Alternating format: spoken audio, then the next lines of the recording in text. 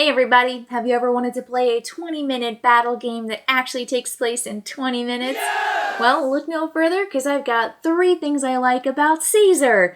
Seize Rome in 20 minutes, and you better believe I'm going to give away a copy of this game. So stay tuned to the end and I'll let you know how you can enter this giveaway so you can get your hands on a brand new shrinked copy of Caesar. Yeah!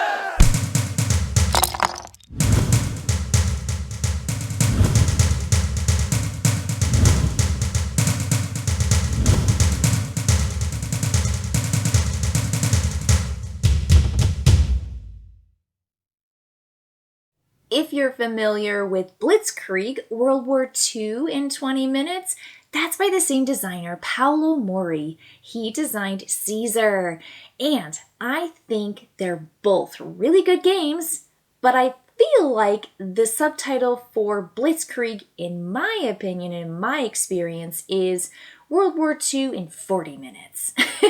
And I think that Caesar actually plays in 20 minutes. So that's my very first thing that I like about this game is that it actually takes 20 minutes. The box says it, and it actually takes 20 minutes to play. And I mean from learning it, setting it up, playing it, it's all 20 minutes. You really can do it. And here's really what's going on. Players are going to play either Pompey or Caesar, and they are going to vie for control over these provinces by playing influence tokens down on the border between 2 provinces.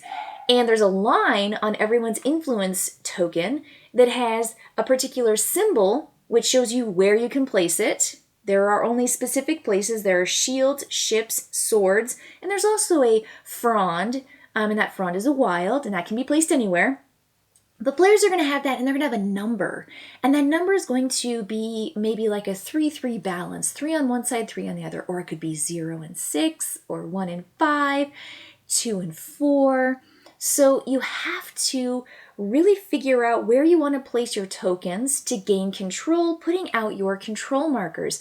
And the player wins the game when they place out their final control marker from behind their screen.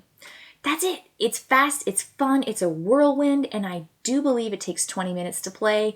And I love that it comes in a really nice size box. There is even an insert in there, and I bet you it could fit in a size half that small, but it's still a really nice size box. Now, the second thing that I like about this game is that you have a bag, and you put things in the bag and you draw it out. And I know that's just such a simple mechanic, but you have all these influence tokens in here, and then you reach in and it's just so exciting. Ooh, I got a 1-5 ship, right? Whenever you're looking for a very specific influence token, reaching in and drawing exactly what you need, but trying to keep a poker face because it has to be secret behind your screen so that your opponent doesn't know what you have is so thrilling. So there's always this excitement and there's this thrill. You're keeping that information hidden, but you know what you drew, and you also have to keep your disappointment hidden because you don't want people to know that you really didn't draw what you needed to just like finish off a province. So the drawing aspect of it is just so fun. And if you go to draw one of your influence tokens and there isn't one to take, you lose. And so there's a really important game end mechanic built into drawing. So if you go to draw one and you don't have one, your opponent wins by default. So there are 2 ways to win, which is your opponent can't draw a token from their bag, or you get out all of your control markers. So I love drawing from a bag. I think it's wonderful, and I love that there are those wilds in there. You gotta really save those wilds and use them exactly when you need to. In the beginning of the game, though, players start with 2, and they keep them behind their board, and when they play one out on the board, then they reach in and they get to replace it. Which I am actually going to move on to the third thing I like, which is choice. And that's going to help me show you why you're placing these out. And it's not just about the regions that you want to control. It's not just about those province influence tokens. So the first choice that you have is, I've got 2. Right? I'm looking at 2 of these influence markers, and they have 2 sides and they have a symbol. So my choice is, where on the entire map am I going to go? That shows which influence, what strength I want to push in that particular province, and am I going to hopefully close out a province. So there's just all this choice. There are all of these different swords all across the board. If I have a sword, I have a 2/4 sword back here. Am I going to go here, here, here, here, here, here, here, here, here, here, and which side? Now, obviously, as the game continues, there are fewer and fewer options of where you want to place your influence tokens, but that's the very first and biggest choice. Once you've done that, if you close out a region, you get a province bonus token. And that's why you're choosing, where do I want to put this? Am I going to earn a bonus? And there are 4 different bonuses that you can collect. And I love that you're strategizing. In the beginning of the game, these province tokens are just randomly just tossed out on all these yellow spaces.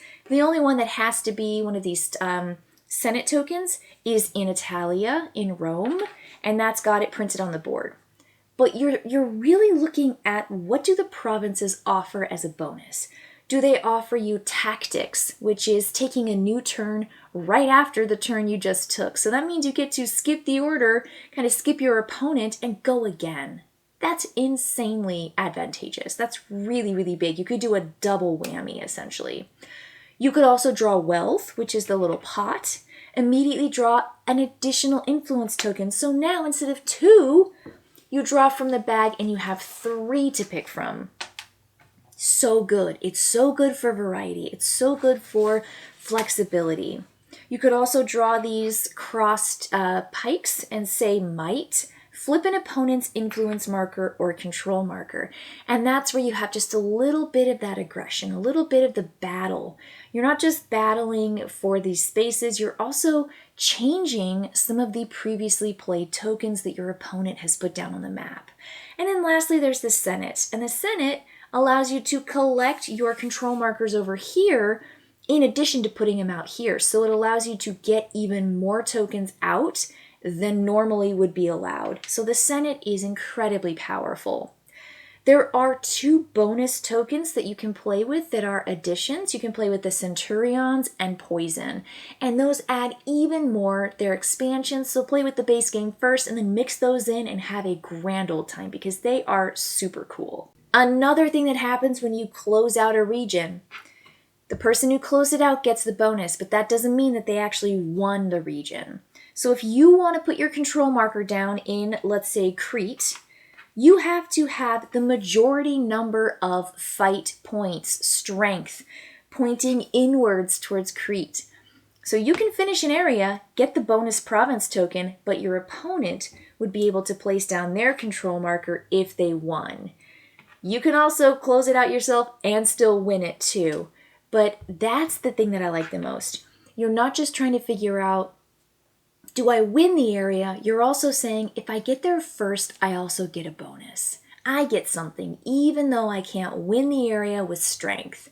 And I love that. I love that choice, and I love that there's that option, and particularly that you can add in those other province bonus tokens to kind of change things up a little bit.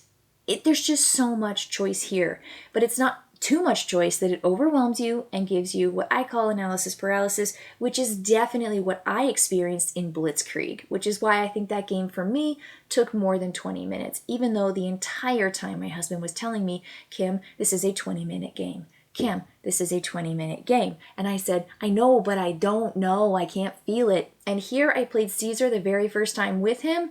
We got done in 20 minutes. It was great. It flew by. There's just enough choice that you feel like you're jumping in and you're just like, biting down, and it's so good, but not that you're sitting there thinking through your turn for forever. While I limited my list to 3 things I like about Caesar, there is one more thing I want to add, is the solo. There is a solo version. You do not have to play this with 2 live people, even though I think that's the best way to play Caesar. I think the solo offers a real challenge to the real-life human player who is playing against this solo variant. So if you would like to play this game by yourself, this and the rule book has a really clear itemized approach to how to operate the solo opponent that you are fighting against. And I think that game, again, took me just as long as it would to play with an opponent.